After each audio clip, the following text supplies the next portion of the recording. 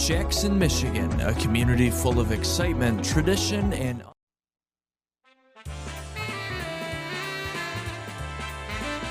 live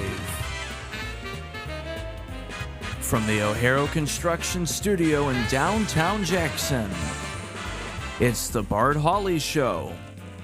I'm David Rice, inviting you to join Bart and his guests. State Representative for Michigan's 46th District, Kathy Schmaltz. From Napoleon Community Schools' new Superintendent, Pat Dillon. From Willis and Jurasek with Tax Talk CPA, Ryan Partial. Entertainment correspondent, Mike Mara. And for the 4-H livestock auctions at the Jackson County Fair, Annabelle Arbuckle, Grace Holm, and Lily Sager.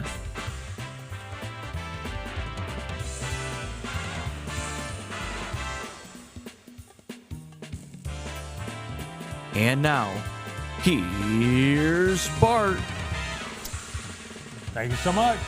Good afternoon and welcome to the show. Last Monday of the month of July, winding down the month this week with super hot weather.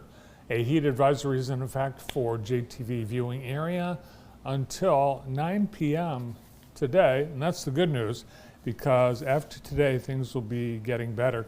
Heat index values up to 101 degrees and we're almost there. Our air temperature right now is 86 degrees and our heat index is 97. So be careful. The Weather Service cautions that this high humidity with the hot temperatures could lead to heat illnesses. So drink plenty of fluids, limit your exposure to the sun and to outdoors, stay in air conditioning if you can. Check up on friends, relatives, and neighbors and pets. Make sure they have plenty of water and the ability to get cooled off as well. For the rest of today, a chance of showers and thunderstorms. We've already seen a couple move through. Partly sunny and hot. 90 is the forecast high.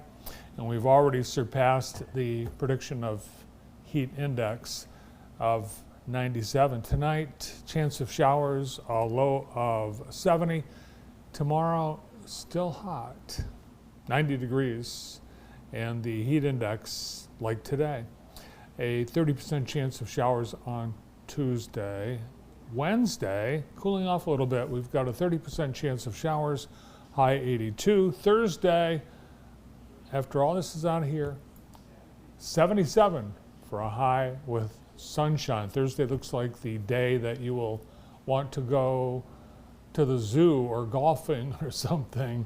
On Friday, sunny, 77, and the weekend right now looks gorgeous. Saturday and Sunday, both days sunny and a high of 78 to 80 degrees. So after today and tomorrow and Wednesday, things are going to be really nice Thursday through Sunday. And there you have it, today's weather. Thanks, Kelly Express. Oh, by the way, the Kelly Fuels World Headquarters, they did some beautiful landscaping. Drive by and check it out. Kelly Express, locations all throughout the area. Great summertime specials on your favorite beverages and snacks. And the 100 Days of Summer Pizza Special, a 2-item large pizza for $13.99 at Kelly Express. A look outside shows us this hot, sunny day, and the sun is kind of taking a little bit of a break. We did a little bit of rain earlier on. Did you notice that? I did. It was brief, Thanks but we for did. listening. I was walking in there. I was talking about I was thinking about when I was walking in the rain and how good it felt. So Oh, I wasn't yeah. listening to you. I'm sorry. Yeah, it was nice. I didn't know it rained. Somebody had to tell me. Yeah, it felt good. Yeah, I looked outside and the roads were wet. Yeah. And I thought, that's weird. They're washing the streets. No, it rained. But it dried up already. But one thing about the rain that we've had, it seems like the right amount because everything looks green. I noticed, I think the harbinger of hot and dryness is the middle school at Parkside lawn. If that doesn't look burned out, then we're having a good summer. It doesn't. It looks great. It's green. Let's see, what else? Today is the 28th of July. It is National Hamburger Day, and in honor of that, we had hamburgers for lunch. The what were they called? Patty melts. Mm-hmm. Patty melts. Patty Yep. melts. National Milk Chocolate Day, National Soccer Day, and this is ideal. It is National Water Park Day. So a great day to cool off in the water. On this day in 1958, the National Aeronautics and Space Act passed by Congress that created NASA. And that was the agency that is responsible for putting our astronauts into the orbit and onto the moon. Brandon, we have a question for you, and it's from 1868, Oh, so wonderful. before your time. Okay. And it deals with a constitutional amendment, namely the 14th Amendment. On this day in 1868, the 14th Amendment was passed into law. What did the 14th Amendment do? You know, I told you I don't do amendment questions. Right. The 14th Amendment. 14th. Can I get a clue? Can I get a phone a friend? No, but I'll give you a hint. So 1868, shortly after the end of the Civil War, the enslaved were suddenly, Freed. that's right, Yeah. and they were granted Freedom. citizenship. Oh, citizenship. Yes, Yeah. They were yes. supposed to. A lot of them didn't know that they were free, though, unfortunately. That's true. Hmm. Yeah. So this granted citizenship to all persons born or naturalized in the U.S. So if you were born in the U.S. in 1868, the 14th Amendment said if you were born here, you're automatically a citizen. And that's true to this day. To this day, it's still true. And also people naturalized in the U.S., so granted citizenship. On this day in 1942, Joseph Stalin, the premier and dictator of the Soviet Union, he issued Order Number 227, which outlawed cowards. No more cowards. Illegal to be a coward in the Soviet Union.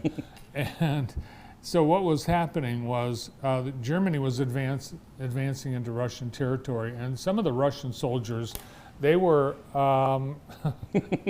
Hey, we're cool, right? they were retreating, and Stalin said, "Oh, you can't retreat from the attacks of the Germans, and if you do, you're a coward, and you will be." What are they going to do to them? Not Well, you'd be arrested. It was called the Not One Step Backward Order. Huh. I guess you're a dictator.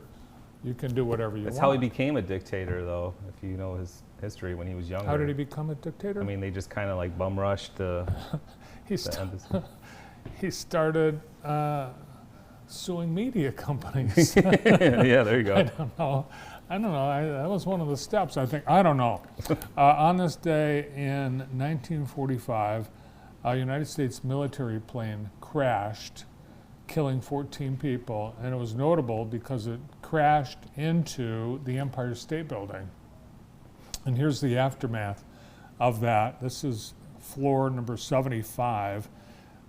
The B-52 bomber, it was foggy, and they were supposed to land in LaGuardia, at LaGuardia Airport, and they said, "No, it's too foggy, go to Newark." So as they turned around, they were flying over New York City. They narrowly missed the Chrysler Building, but as they curved and turned to avoid the Chrysler Building, they slammed into the Empire State Building.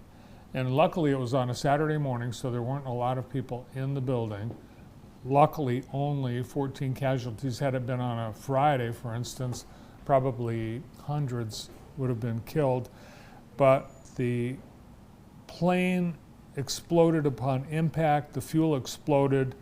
It filled the building with flame all the way down from where it hit, about 10 floors down. One engine of the plane went straight through the building and landed in a penthouse apartment across the street, and there's some of the debris on the street. One lucky person, she was lucky. There was a woman in an elevator, and the engine, one of the engines of the B-52, caused the cable to the elevator car to snap. So it started sending the elevator flying down to the bottom of the building. Luckily, the emergency auto brake came on, and the car did not crash to the bottom, but the engine fell down the shaft and landed on top of the elevator, trapping the woman. So it was like one bad thing after another, and I bet she probably had to go to the bathroom too. Yeah, Yes. I would assume so. Yeah. So, but luckily, quick-thinking rescuers pulled the woman from the elevator. All that happening on this day in history. Now on to Today in the J, brought to you by, oh wait, there's one more thing, I'm sorry. Can we go back? Can we rewind a little bit? On this day in 1978, National Lampoon's Animal House was released. The budget for this movie, and it kind of shows here, $3 million.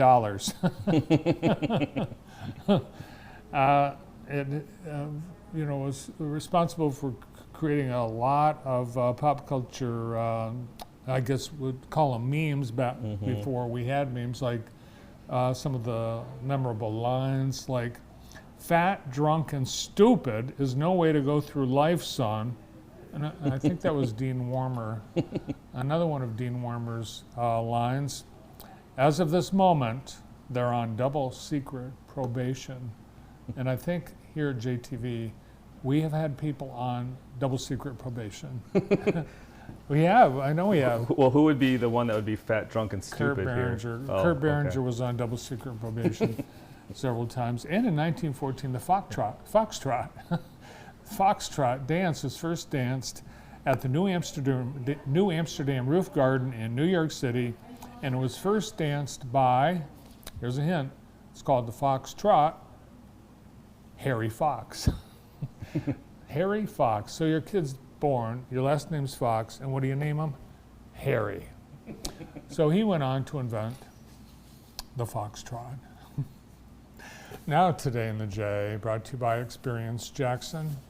And we have going on today, well, that's over. That's over. Challenge Your Shelf, the Jackson District Library Summit Branch tonight from 6 till 7. Invites you to join a unique book club where you choose what you read based on monthly prompts. This month's prompt, a book with the word family or a family relationship in the title. Just show up tonight, 6 o'clock, Summit Branch of the Jackson District Library. And that's Today in the J, brought to you by Experience Jackson. Well, not a lot going on. Today we had a couple of events at Jackson College earlier today, and we'll have coverage of those later on JTV.tv, including their HealthWise event. But over the last few days, a lot going on in Jackson. Let's go back to last Thursday when Disability Connections held their 100th anniversary celebration. A giant cake to celebrate 100 years of service to those in our community with all kinds of resources, including an equipment loan closet, support groups, and other services. John Hart, the executive director, receiving a certificate, a tribute from the state of Michigan. And there's Nancy Smith representing Senator Schink. Senator Schink couldn't be there, but Nancy was. And the cake, people scarfed that up like it was free, and it was. And the food truck actually ran out of food. But everyone had a great time, thanks to all the volunteers, staff, and board of Disability Connections, and for Rotary, the organization that is responsible for the start of Disability Connections 100 years ago. On Friday, we had the Back to School Blast and Community Resource Fair at Keeley Park and the American One Event Center. That line, that's just a portion of the line. The parking lot at 2 o'clock was full, and this event started at 3 o'clock. And it was so popular because they offered so much to kids and families getting ready for back to school.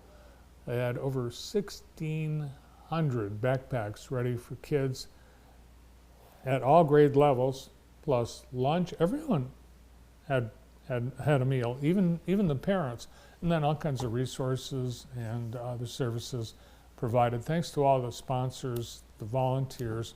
Folks at First United Methodist Church started this event, I think 12, 13 years ago, and it just grew, and every year it gets bigger and better. On the weekend, we had a little bit of rain, but that didn't dampen the Southside Summerfest too much. A couple of brief showers, slowing things down, but a great turnout at the Southside Summerfest in a new location, Exchange Park, which was really an ideal spot because they have the basketball courts and they're able to do 3-on-3 on Saturday. They had boxing exhibitions, food trucks, and a jazz brunch on Sunday with Brandon Marcel. Well, there's Sue Shink right there. I guess she was around.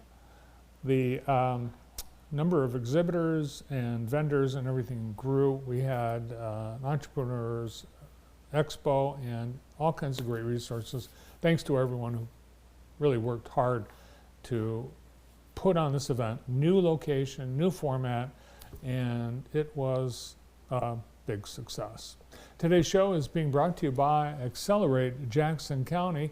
Accelerate Jackson County, that's the new name for the former enterprise group of Jackson. Are you looking to build a stronger Jackson County? Accelerate Jackson County is making it happen with over $131 million invested, more than 1,300 jobs created, and big wins like the Jackson Technology Park North. From talent development to housing and business growth, AJC is leading the charge. Visit acceleratejacksoncounty.org and be part of the movement. If not us, then who? We have a great lineup of guests on the show today. Glad you're with us. We are going to start things off with 46th District State Representative Kathy Schmaltz. Kathy was at a lot of these events that we were just talking about, and we'll find out what's going on in Lansing. We have joining us today in his first year as superintendent at Napoleon Community Schools, Pat Dillon, just a few weeks into his new job. Ryan Parshall will be here from Willis and Jurassic. We're going to look at the tax implications of the big, beautiful bill. Mike Mara, our entertainment correspondent, will fill us in on all the summer movies. He's seen, I think, half of them. And we'll preview the Jackson County Fair with 4-H'ers, Annabelle Arbuckle, Grace Holm, and Lily Sager. They're getting ready to exhibit and compete in the 4-H livestock auction next week. All this here today on JTV. Nice to have you here. And we will get started right after this.